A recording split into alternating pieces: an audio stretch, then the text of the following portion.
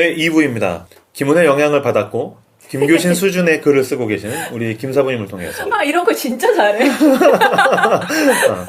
오늘 꼰대 말고 어른인데 지는 꼰대같이 우리 김사부님 2부 김교신 선생님 2부 진행해 주시죠. 네, 그리고 저는 참고로 무라카미 하루키한테도 영향을 받았어요. 제가 아이고 한 명을 까먹었네요. 네. 그렇죠. 네. 무라카미 하루키. 한국의 무라카미 하루키가 누구입니까? 라고 묻는다면 한국에 김사부가 있다. 네.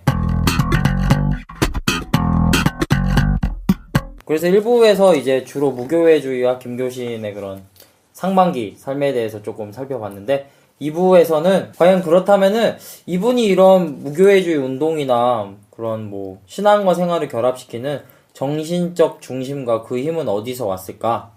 어디서 왔을까요? 배에서 오나요? 단전에서. 그래서 김교신 선생님은 이 힘이 성서 연구에서 왔다라고 얘기를 해요. 무교회주의 운동에서는 성서가 기독교 생활의 중심으로 받아들여지고 있습니다.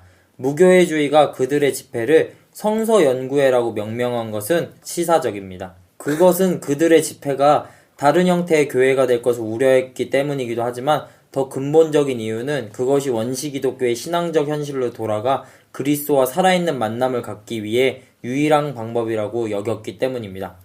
저는 이 부분이 되게 좋았거든요. 김교신은 성서를 통해 신의 뜻을 이해하고 신과 대화하는 1대1 관계로 들어갈 수 있다고 보았습니다. 따라서 그는 신의 살아있는 말씀으로서 성서의 권위를 대단히 중시했습니다. 그럼에도 그것은 기본적으로 근본주의나 축자 영감적 성서주의와는 달랐습니다. 그의 성서 연구 방법은 진보적이고 역사 문헌학적 연구나 최첨단 학문적 비판의 성과도 받아들였습니다.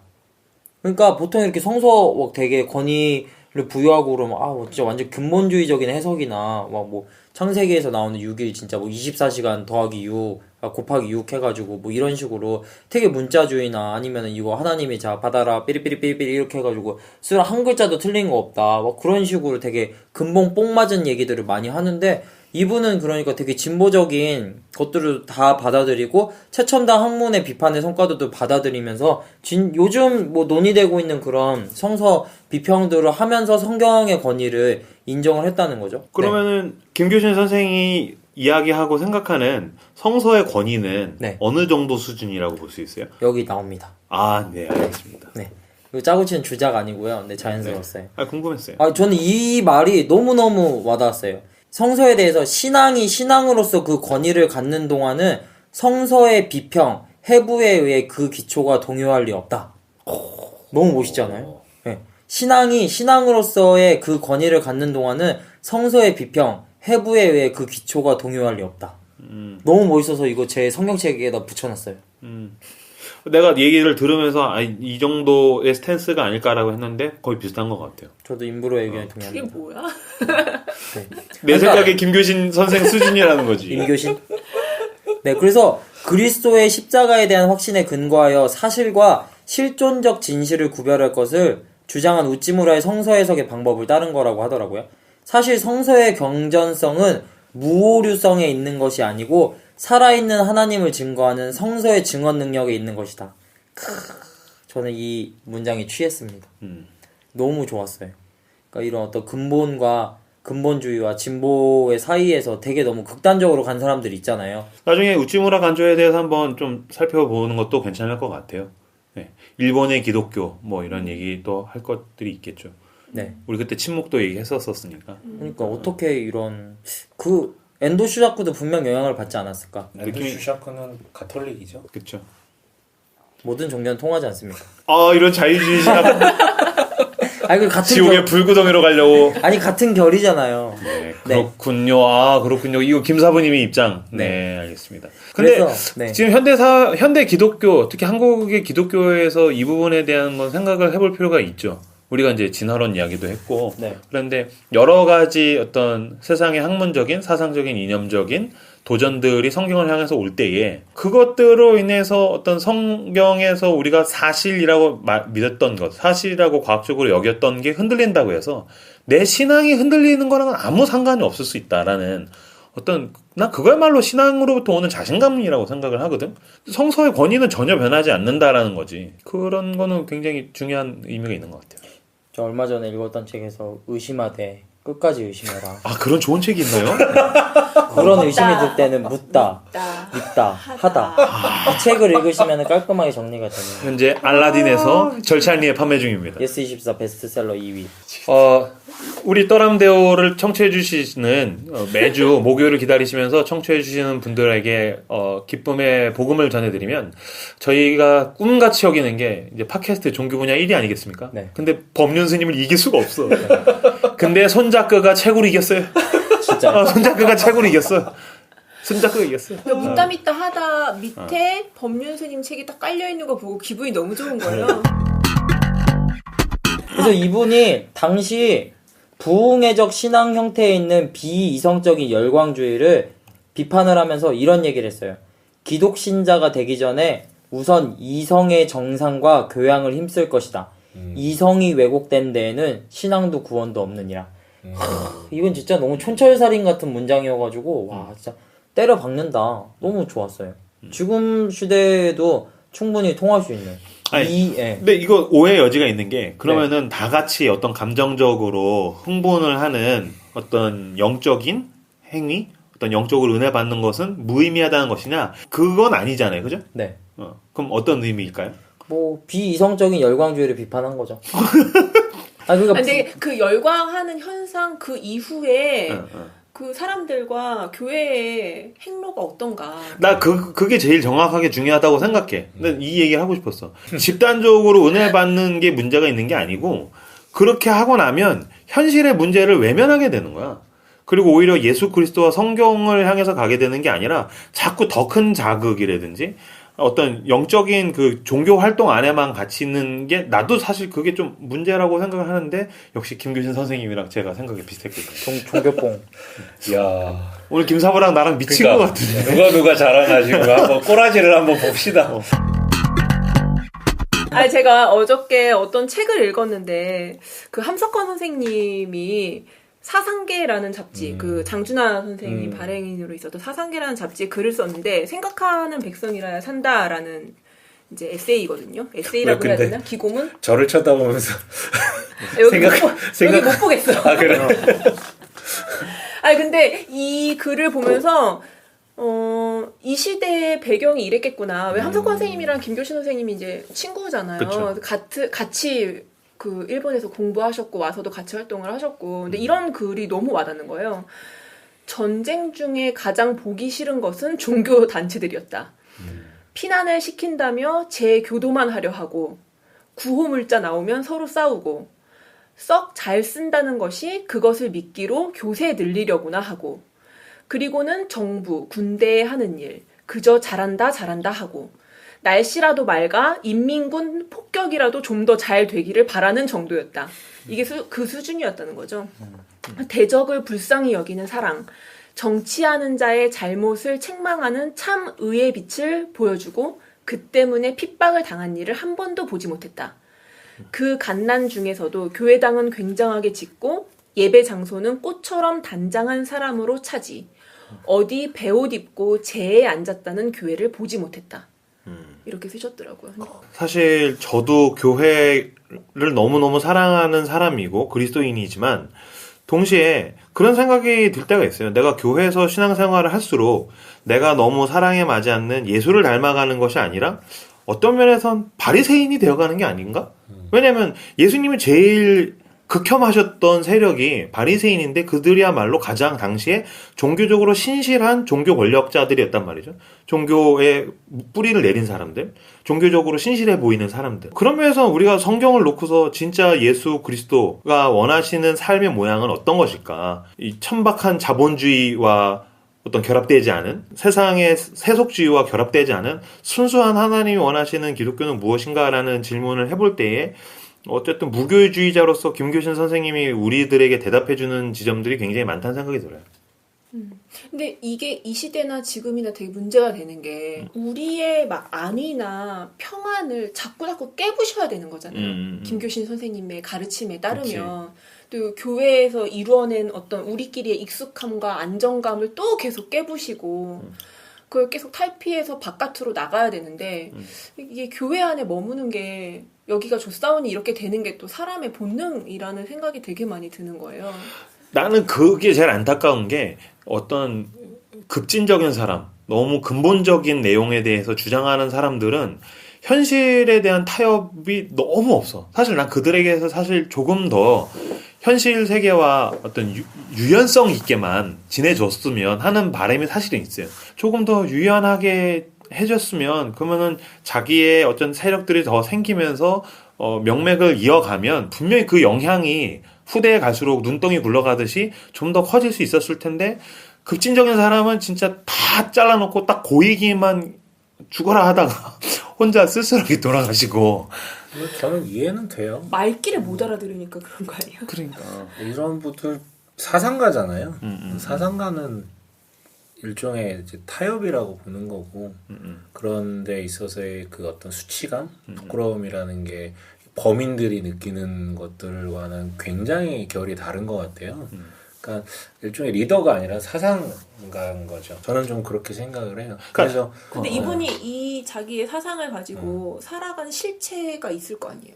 그쵸. 지금도 그렇죠. 근데 이거를 이제 조직화하고 당시에도. 영향력에 대해서 전략적인 사고를 하고 이런 부분이 결여될 수밖에 없고 그러니까 또 사상가로서의 어떤 존경을 받는 것 아닐까라는 생각이 들고 그러니까 저는 이렇게 본능에 가까운 게 이쪽이라는 생각이 드는 거예요. 그러니까 조금 더 편하고 내 유익에 가깝다라고 생각하는 것을 사람들이 좁기 마련인데 김교신 선생님을 따르면 자꾸 막 내가 평화롭다 생각하고 내가 지금은 조금 안정감을 누리고 있다라고 생각하는 것들을 자꾸 깨부시고 나가야 되는 거예요. 그러니까 그게 힘드니까 주류를 이루기에는 그러니까 이분이 그러니까 사상가로서의 한계에만 머물렀기 때문이라고도 말할 수 있겠지만 사람들의 본성이 이 길을 가기에 어렵죠. 어렵다 그런 생각이 드네요. 마치 가나안 농군학교 같은 느낌?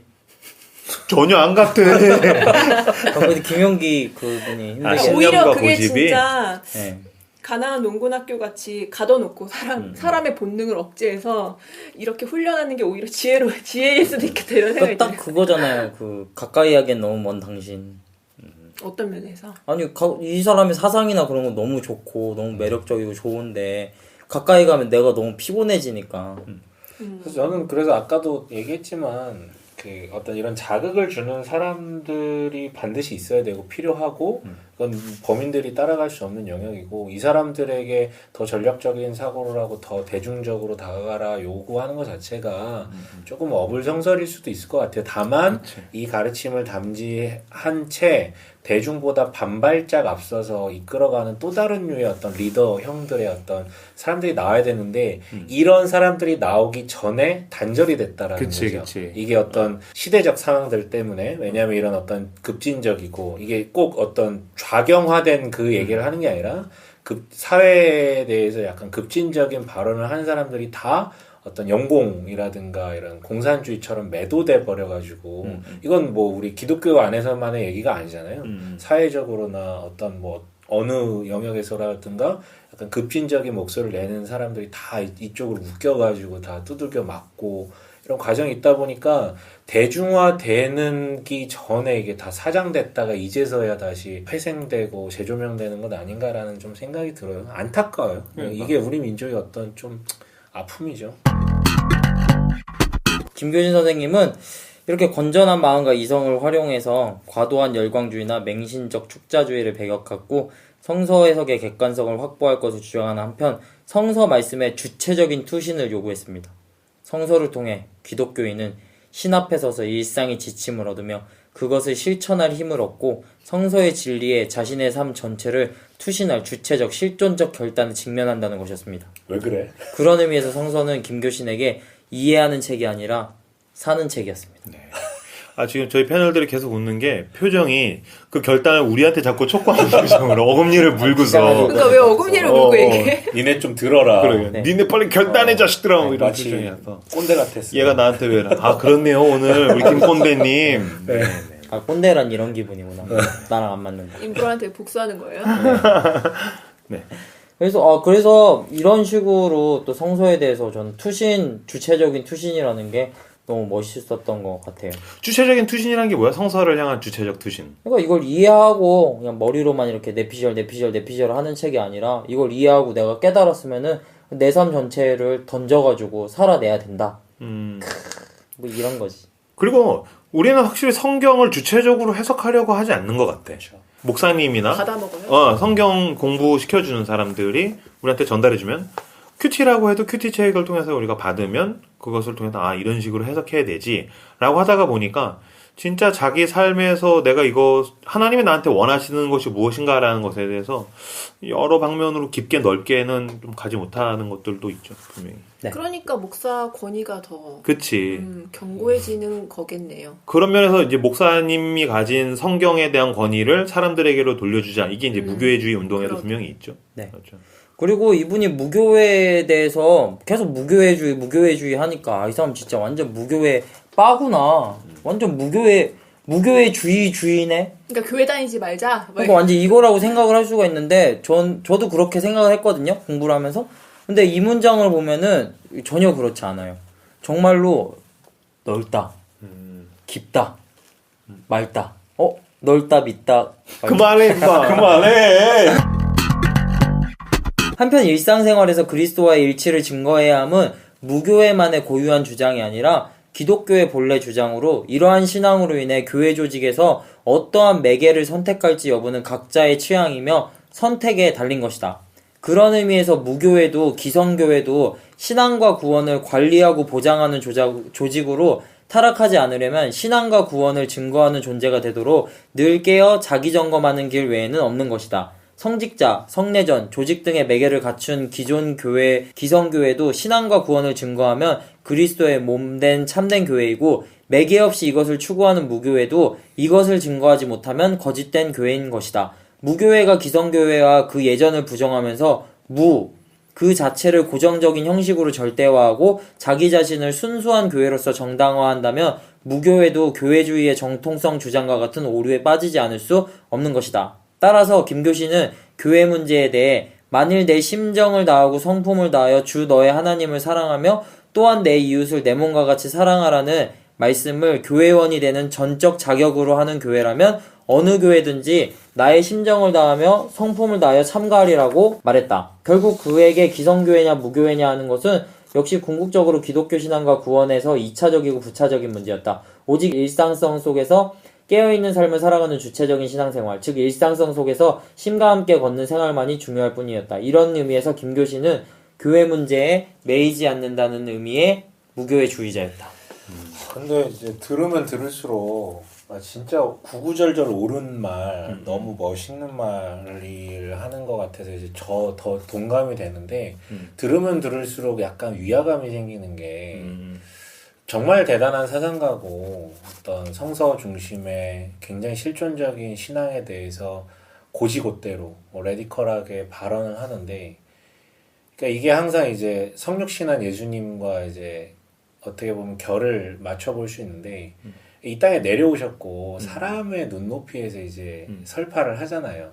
아까 얘기했던 형식이라는 문제도 그런 것 같아요. 내용은 꼭 그러니까 형식을 조금씩 변형시키지 않는 게 문제지 형식 자체가 문제는 아닐 수 있고 또 형식이 왜 필요하냐면 우리 사람이잖아요.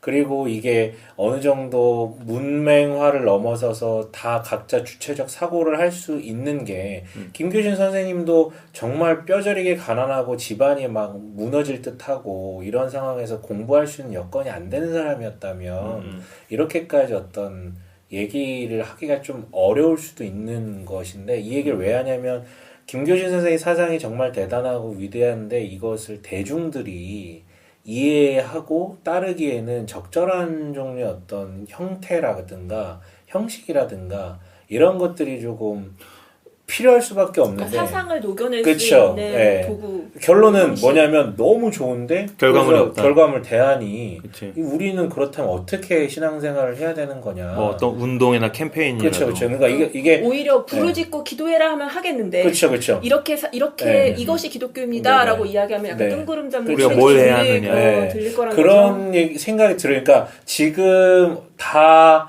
어쨌든 주체적 사고를 할 수 있는 그런 어떤 그러니까 고등교육을 받은 사람들도 어려워하는 부분인데 당시 그게 아니잖아요.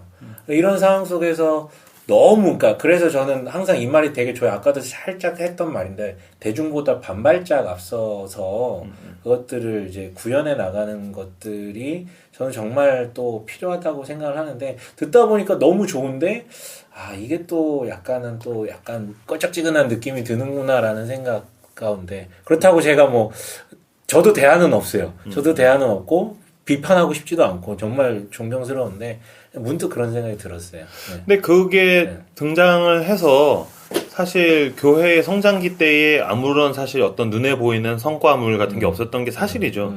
그렇기 때문에 난 오히려 그 다음에 오히려 우리가 살고 있는 현 시대에서 이 사상을 가지고서 어떤 여러 가지 시도들이 이제 드러나야 하는 시작되어야 되는 것들이 아닐까? 나도 한편 이거 좀 사변적이지 않아? 너무 근본적인 이야기를 하다가 보니까 어떻게 봤을 땐 너무 이상주의적이고 당장 그러면 우리는 어떻게 해야 한다는 말인가에 대해서는 뭐 이렇게 딱 잡히는 게 없다라는 아쉬움은 있죠. 그러나 이것을 가지고 계속 생각하면서 진짜 교회는 무엇이고 하나님이 원하시는 삶은 무엇인가라는 부분에 대해서 우리가 어떤 숙제처럼 껴안는 거겠죠. 참 어려운 것 같아 진짜. 그리고 이분의 이런 일상성 속의 신앙에서 주목해야 될 게 삶의 영역에서 특별히 사회적 정치적인 영역을 신앙적 책임의 영역으로 극적으로 받아들였다는 점이에요. 그러니까 기독교 신앙을 전 삶의 영역에서 관철시키려고 했을 때 삶에서 특별히 종교적인 영역과 비종교적인 영역을 구별할 수 없다라고 얘기를 했어요. 그러니까 모든 일상성이 바로 종교적인 영역이고 바로 그 안에서 신앙적 실천이 이루어져야 했기 때문이라고 얘기를 한 거죠.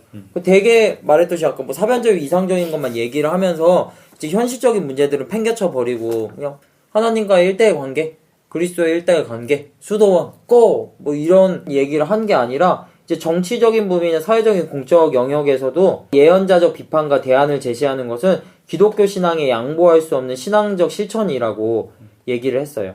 그래서 김교신의 예언자적 사회 비평이 특히 예리해진 거는 1931년 만주사변 이후 일본의 침략 전쟁기였어요. 아니 이분이 이렇게 얘기했어요. 가이사의 것은 가이사에게, 하나님의 것은 하나님에게 라는 마가복음 12장 17절 말씀에 의거하여 시민의 공익에게 봉사하는 임무를 신으로부터 위임받고 세워진 국가가 그 한계를 벗어나 신적인 영광과 존경을 받기 위해 인간을 억압할 때 그것은 이미 진리에 대항하는 괴물이라고 보았다. 천황과 국가를 신격화하며 국민을 침략 전쟁에 동원하기 위해 신사참배를 강요할 때 그에게 국가는 진리의 최대의 적이자 심히 강대한 괴물이었다. 이거는 마치 독일의 유명한 신학자인 보네퍼를 보는 거와 같은 모습이어가지고 이거 보네퍼만 막 이렇게 신나게 치켜 세울 게 아니라 독일엔 보네퍼, 우리나라엔 김교신, 김사부.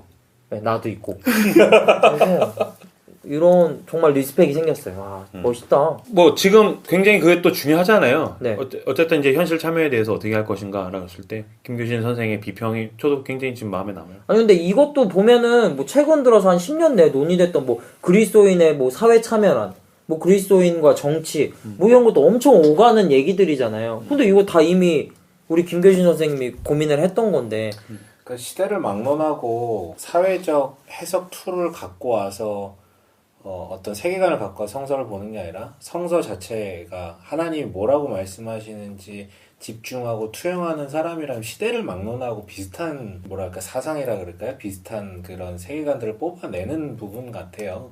근데 이게 잘 안 되니까 자꾸 이제 반대로 교회도 아니죠. 정통 교회도 아니고 약간 그러니까 뒤틀려진 그런 해석으로 점철된 욕망으로 점철된 그런 어떤 설교 이런 거에 이제 익숙해지다 보니까 그렇게 되는 것 같은데 참 놀란 것 같아요. 그래서 시대를 막론하고 그거 자체로 보는 어떤 훈련이라든가 시각이. 그러니까 신앙을 가지고 나홀로 산속으로 가자가 아니라 그러니까 지금 여기 내가 서 있는 여기에서 과연 이 나라의 백성으로서 그리스도인으로서 어떻게 살아야 되고 무엇을 해야 될 것인가를 존재적으로 고민을 하고 또 실천을 하고 투쟁을 했다는 모습이 너무너무 멋있는 것 같아요.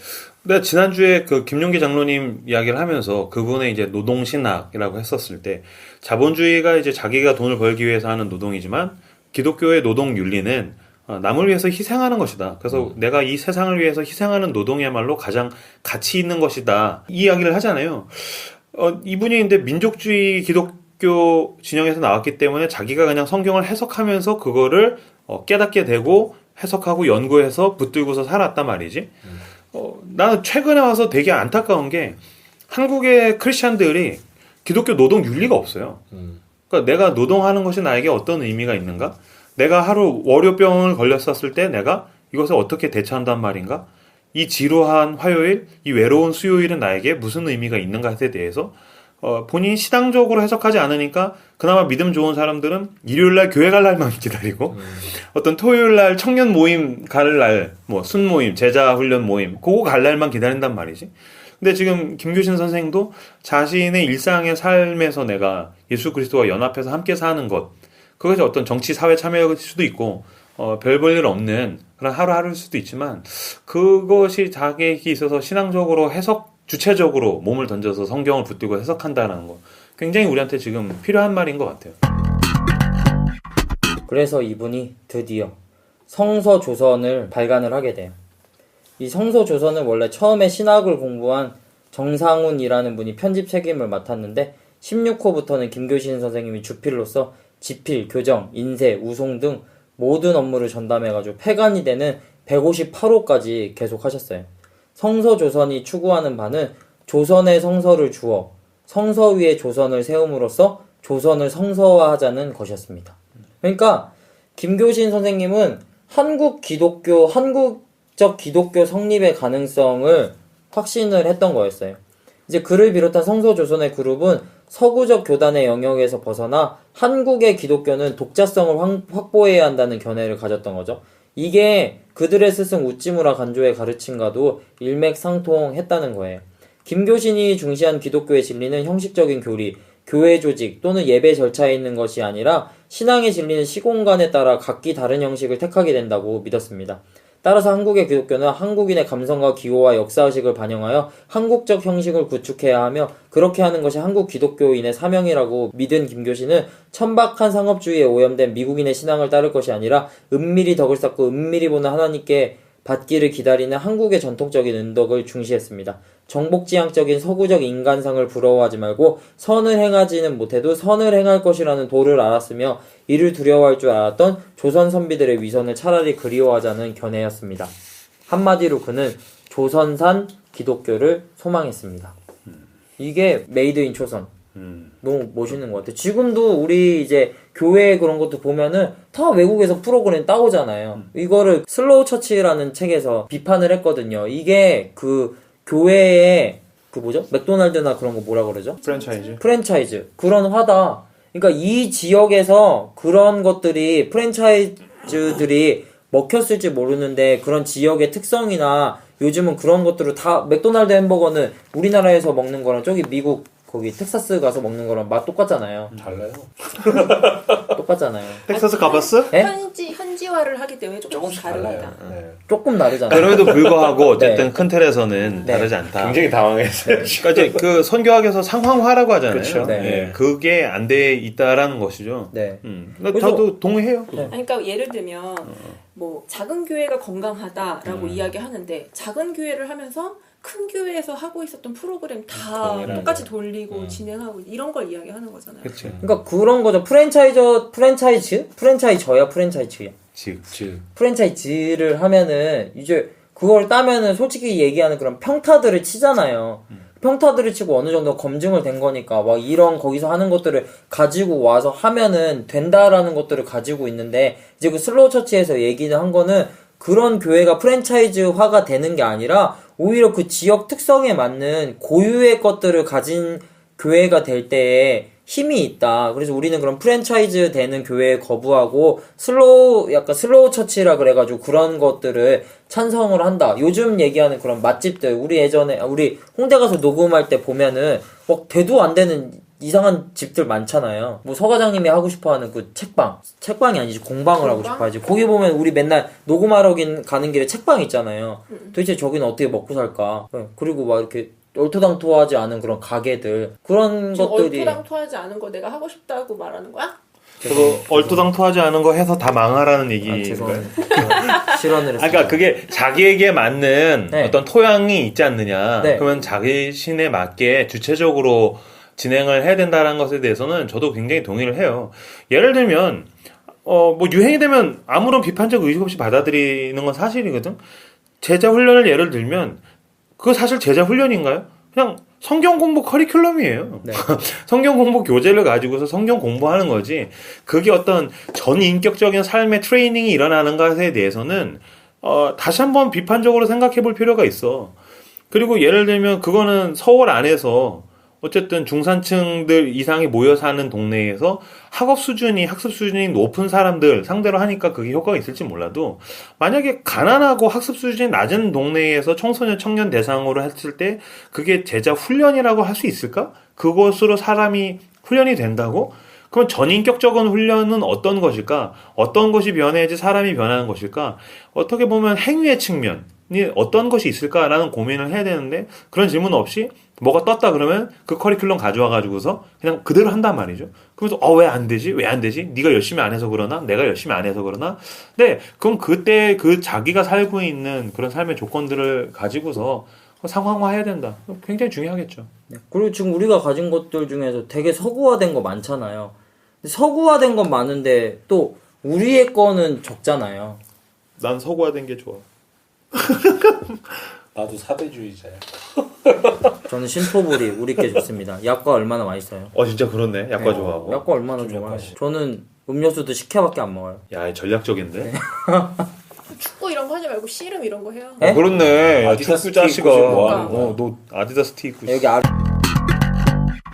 아무튼 그래서 저는 이 부분이 되게 요즘도 근데 이거 계속 논의되는 거잖아요. 맞아요. 네. 저 얼마 전에 어떤 글 봤는데 이해실 사모님 어성경이 읽어지네 이 강의를 뭐 신학생들 대상 신대원에서 MDB 신대원에서 강의를 그거 하신 거예요. 얼마 전이 아니고 오늘 올라온 글인데. 나 어디서 봤어요. SNS에서 봤는데 그 신대원생이 그런 말을 쓰더라고요.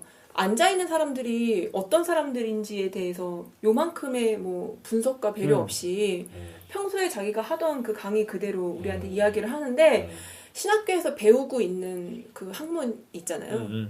모욕감을 느꼈다 이렇게 부딪히니까. 그러니까 전혀 배려가 하지 않고 싸잡아서 신학생들 인문학적 소양이 부족하다 뭐 이러면서 이제 일방적인 그런 이야기들을 쏟아내시는데 모욕감을 느꼈다 이 표현이 되게 와닿더라고요. 넌 나에게 모욕감. 그러니까 산업화 시대를 거치면서 기독교가 복음이 전달되는 방식이 너무 어떻게 보면 공장에서 찍어내는 공산품 만들어내는 식으로 간 게 적지 않죠. 특히 한국 같은 경우는. 그런데 사실 최근에 와서 사람들이 느끼지만 이거는 공산품이 아니라 한 사람 한 사람이 만들어내는 어떤 예술품이나 간의 수공업 같은 게 이제 더 맞는. 그래서 제가 공방을 하겠다는 겁니다. 그쵸. 공방에 찾아오시는 분들 미싱 돌리듯이. 이렇게 1대1로 만나면서 뭐 옷 만들어 주실 거예요? 그래서 그런 식으로 가야 되지 않느냐. 지금 뭐 그 이야기 뭐 비슷한 이야기인 것 같아요. 저도 임브로의 의견에 동의합니다. 네. 그래서 김교신의 신앙을 단연간 연구해온 양현해라는 분이 이렇게 얘기하셨어요. 김교신의 신앙은 전통의 창조적 계승이라는 하나의 축과 역사 현실 안에서 고난을 스스로 감당함으로써 불의를 정화해 나가는 창조적 자기수고라는 또 하나의 축을 중심으로 하여 역사를 내재적으로 초월하며 창조하는 길이었다. 무슨 말인지 모르겠어. 나 웬만하면 잘 알아듣는데. 컨트롤 CV 잘못한 거 아니야? 잘못 붙였네. 다시 읽어봐. 부실기 잘못한 거 같은데? 김교신의 신앙은 여기 그래서 잘못해서 여기 2개 문장이 있어. 똑같은 그래? 거 있어요. 네. 뭐냐면은 김교신의 신앙은 전통의 창조적 계승이라는 하나의 축과 역사 현실 안에서 고난을 스스로 감당함으로써 불의를 정화해 나가는 창조적 자기수고라는 또 하나의 축을 중심으로 하여 역사를 내재적으로 초월하며 창조하는 길이었다. 너무 어렵다. 너 이 말 이해해서 가지고 온 거야? 이해했어요. 진짜? 그러니까 전통을 이 사람이 창조적으로 계승을 했어. 그러니까 예전부터 내려오는 것들을 받아들이고 창조적으로 이제 해석을 해가지고 제시를 했어. 그리고 역사랑 현실이라는 자신의 삶 안에서 스스로 그 속에 뛰어들어가지고 고난을 스스로 감당해 나가면서 불의와 싸우고 잘못된 것들을 바로 잡아 나가는 창조적인 자기 수고라는 이 하나의 축을 중심으로 역사의 길을 걸어가면서 만들어낸 새로운 거였다. 지금 누가 한 얘기라고요? 양현해라는 분이 설명을 들으니까 알겠는데 네. 이걸 한 문장에 썼다는 그러니까 게 이거 내가 볼 이상한데. 때는 저부 사람이 문장을 그러니까 너무 이걸 사변적이야. 한 패러그래프에 썼다는 게 되게 이상해. 지금 우리 베스트셀러 작가님께서 이상하다고 하잖아. 문장 이렇게 쓰는 게 아니래. 이거 글쓰기 수업 받아야 돼요. 그러게. 쓰고 뱉다. 꼭 청강하시도록. 네. 이제 귀국한 6인의 동지들과 함께 귀성제도권 교회가 형해화되어 간다고 아까 초반에 말했던 보고 자기들끼리 모이기를 시작해요. 주일마다 무교회 성서 집회라는 공개 집회를 갖기 시작합니다. 우찌무라를 스승으로 모셨다는 일로 민족 정신이 없는 무리라고 규정이 되어서 공격을 받았고 이들에게 집회 장소를 빌려주지 말라는 전달문이 나돌 정도여서 집회 장소도 찾기 힘들게 되었다고 합니다. 양정학교에 부임한 이래 공덕리에 거주를 하다가 1936년 여름에 정릉으로 이사합니다. 1940년 3월 말 12년간 교편을 잡았던 양정을 사임하게 되고요. 일제의 황민화 정책에 순응하지 않은 자신의 소신 때문에 여기를 이제 사임을 하게 되는 거죠. 양정에서는 체육 단련을 위해서 노력을 많이 했고 송기정 선수를 키웠어요. 진짜? 맞아요. 네. 옆에서 같이 뛰는 그 페이스 메이커? 뭐지? 페이스메이커. 그 사람 김교신 김교신 선생님. 선생님. 진짜? 네. 이분이 실제로 사진 같은 거 보면 엄청 다부진 체격에 아니 이거 봐요. 책 표지에 사진 딱 마라톤 뛰게 생기셨잖아요. 그러니까 이분이 송기정 그러네. 마라톤 뛰게 생기셨네. 진짜 책 표지 보니까 네. 손규정 선수하고 닮았어. 맞아요. 네. 깜놀.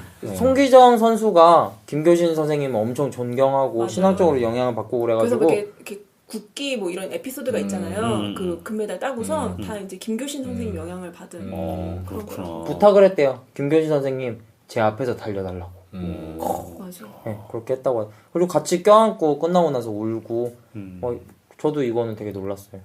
마라톤도 되게 잘했대요. 송기정 선수 가르쳤을 수준이니까. 그러니까. 뭐 그러다가 이제 7월에 송도 고등보통학교에서 다시 교편을 잡았는데 이분이 주로 하던 일이 새벽 4시에 일어나서 김영기 장로님이랑 비슷한 과야. 그래가지고 새벽 4시에 일어나서 그 근처에서 이제 산에 전기를 받고 기도할 수 있는 곳을 찾아요.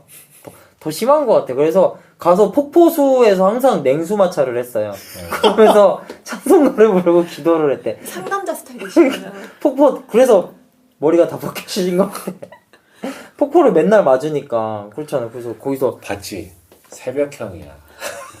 그래가지고 새벽에 일어나서 그 폭포수에서 찬송 부르면서 기도하고 냉수마찰 막 쉐리고 그러고 오다가 맨날 그 생활을 계속 반복하시는 거예요. 그러다가 어느 날 겨울인가? 심장마비? 아니 나는 자연인이다 나가는 거 아니야? 아까 이불을 봤는데 너무 근데 거기서 이제 겨울이 이제 끝날 무렵인가? 거기서 이제 냉수마찰을 하고 기도하고 내려오시는데 웅덩이에 살아남은 몇 마리의 개구리를 보면서 이 분이 전멸을 면했구나 뭐 이렇구나 저렇구나 하면서 조화라는 제목으로 민족의 부활과 관련을 해서 구상을 한 다음에 성서조선에 그거를 이제 실어요.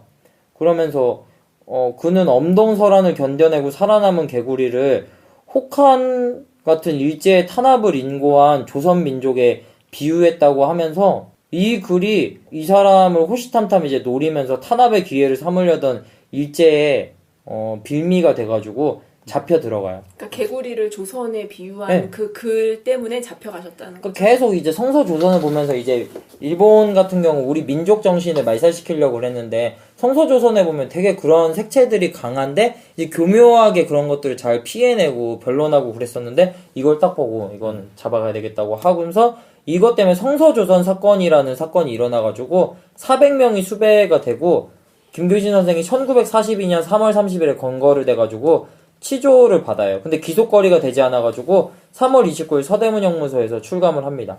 치조한 형사가 김교신 선생님을 두고 이렇게 얘기를 해요. 내 놈들은 우리가 지금까지 잡아온 조선놈들 중에서 가장 악질 분자다.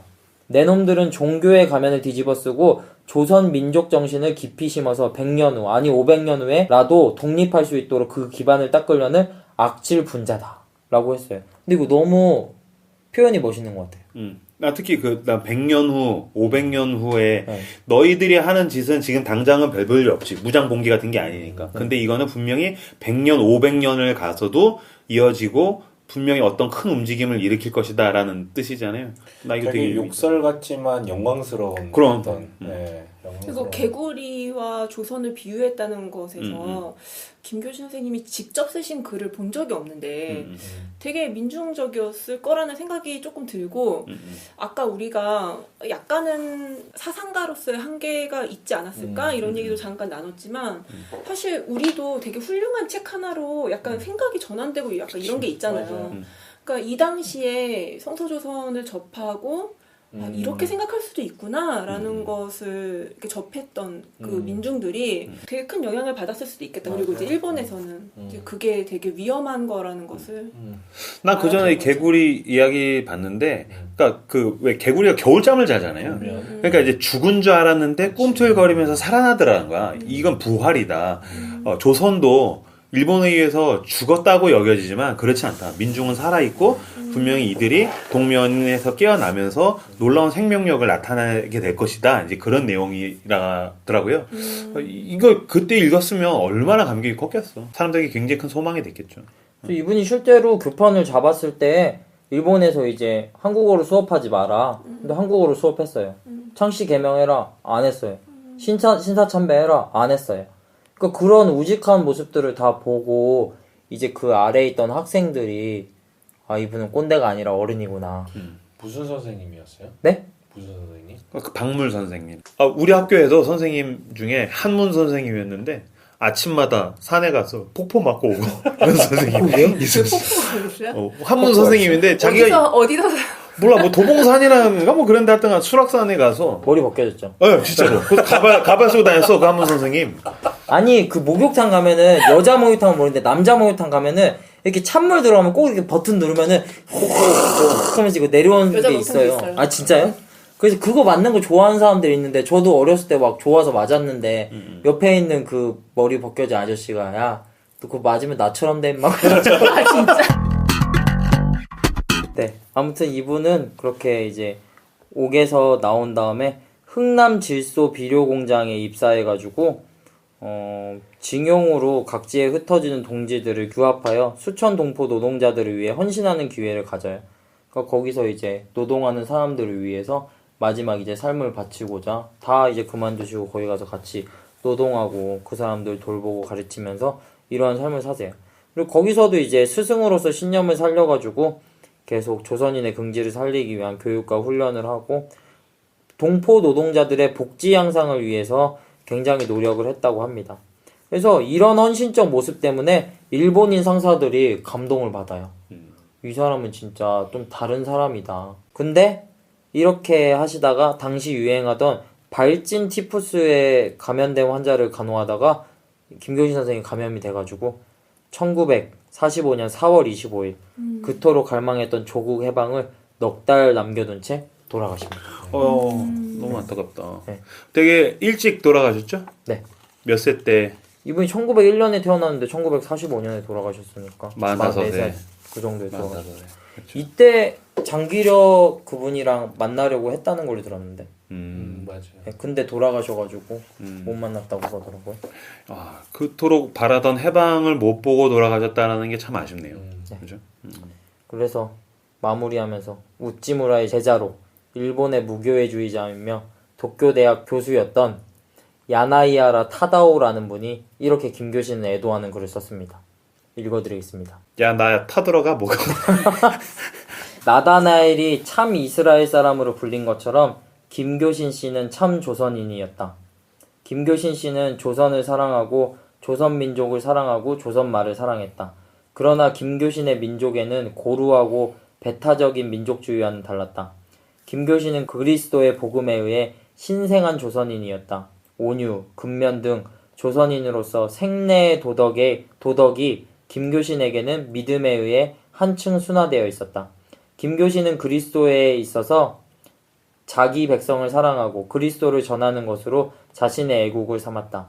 미국식의 천박한 기독교가 아니고 불신앙의 소련 공산주의도 아니고 세속적인 민족운동도 아니고 권력자에 대한 영합협조도 아니고 순수한 무교회의 복음의 신앙에 의해 조선인의 영혼을 신생시키고 이를 자유와 평화와 정의의 백성 되게 하기 위해 김교신은 그 귀한 일생을 바친 것이다. 하셨습니다. 마지막 때니까 또 많은 생각을 하게 되네요. 네. 그러면 이제 질문에 답을 주셔야죠. 네. 네. 저는 그래서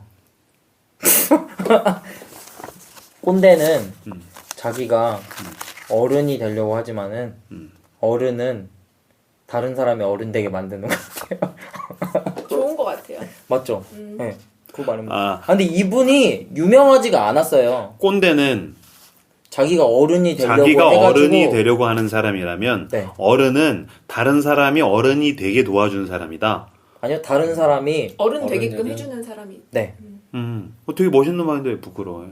아 좀 뭐랄까 다른 사람이 어른으로 불러주는 사람이라 그런 거야? 아니면 다른 사람을 어른 되게끔 해주는 사람이라 그런 거야? 원래는 전자의 의미였는데 그치, 듣고 그 보니까 후자가 진짜로? 그럴싸해가지고 진짜 나도 아, 후자- 다른 원래는- 사람이 어른이라고 불러주는 사람이라고. 그치 이렇게 얘기를 했는데 서과장이 더 굉장히 좀 멋있는 말을 했어. 아, 나도 다른 어른이 사람이 되게 해주는 어른 사람이 사람이라고. 되게 해주는 아 거라고. 진짜 너 근데 왜 그런 척했어?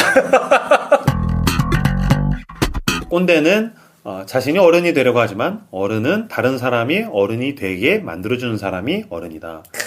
아주 좋은 좋은 마음. 멘트다. 얘기를 들으면서 이 사람이 참 그 나라와 민족을 사랑했구나라는 게 지난 시간이랑 또 다르게 좀 오는 게 있는 것 같아요. 우리가 현재 이 나라를 사랑한다라는 것이 어떤 의미일까라는 생각이 들고 이 사람이 성서와 조선이라는 키워드를 붙들고서 평생을 사람들을 가르쳐주고 그들이 어른으로서 살 수 있도록 도와주려고 했는데 우리는 그리스도인들이 너무 쉽게 내가 살고 있는 이 나라를 헬조선이라고 하잖아. 그리고 우리는 믿음이 이 헬조선에서 남들보다 우월감을 가지면서 살거나 헬조선을 벗어나서 천조국에 가는 거야, 믿음은. 근데 그게 아니라 진짜 이 땅에 하나님의 나라가 올 수 있도록 내가 더 많이 사랑하는 것은 어떤 것일까? 뭐 좀 그런 생각들이 드는 것 같아요. 좋았습니다. 서과장님은요?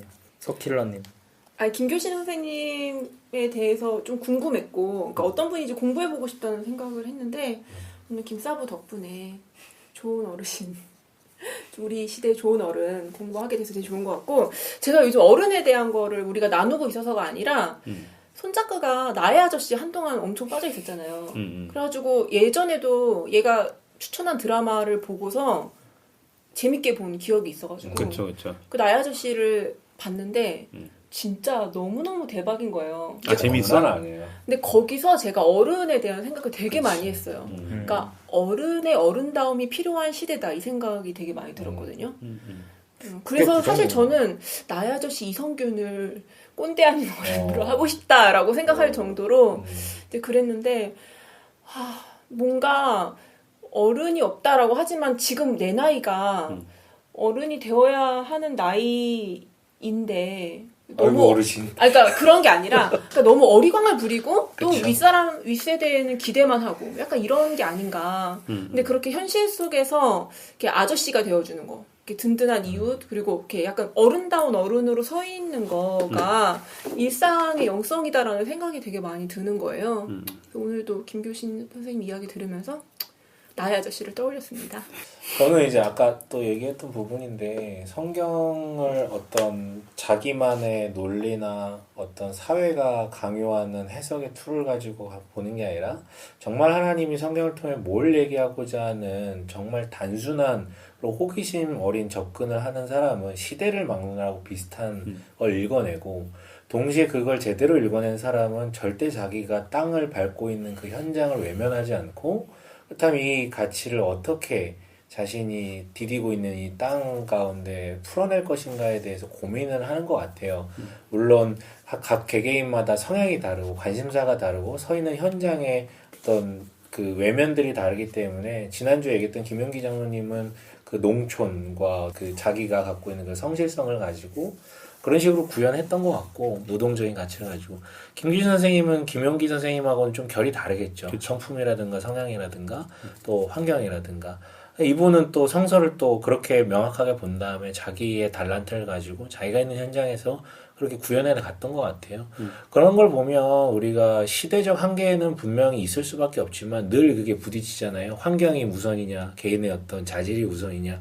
근데 이거는 어떻게 보면은 해야 되는 논쟁이지만 때로는 너무 이제 탓을 하거나 도피하기 위해서 변명하기 위해서 될 때가 많은데 이걸 통해서 다시 한번 느껴지는 것 같아요. 성경을 있는 그대로 좀 우리가 바라볼 수 있는 주체적인 눈이 필요하고 동시에 자기는 현장을 절대 외면하거나 너무 부정적으로만 보지 말고 그 가운데서 어떻게 살아가야 될지 끊임없이 고민하는 그리고 행하는 그 모습이 너무나도 멋지고 어른스러웠던 것 같습니다. 마지막으로 김사부님 마무리해 주시고 마치면 될 것 같습니다. 네, 김교신 선생님을 공부하면서 굉장히 좋았어요. 감춰져 있던 저기 깊은 산속 옹달샘 샘물에서 되게 맑은 물을 먹은 것 같은 기분이었습니다. 이 수분을 잘 간직해서 아름답게 사는 꼰대 아닌 어른이 되겠습니다. 너도 아침마다 폭포 좀 맞고. 아, 저 안 돼. 자야 돼. 폭포가 없어요, 근처에. 네, 감사합니다.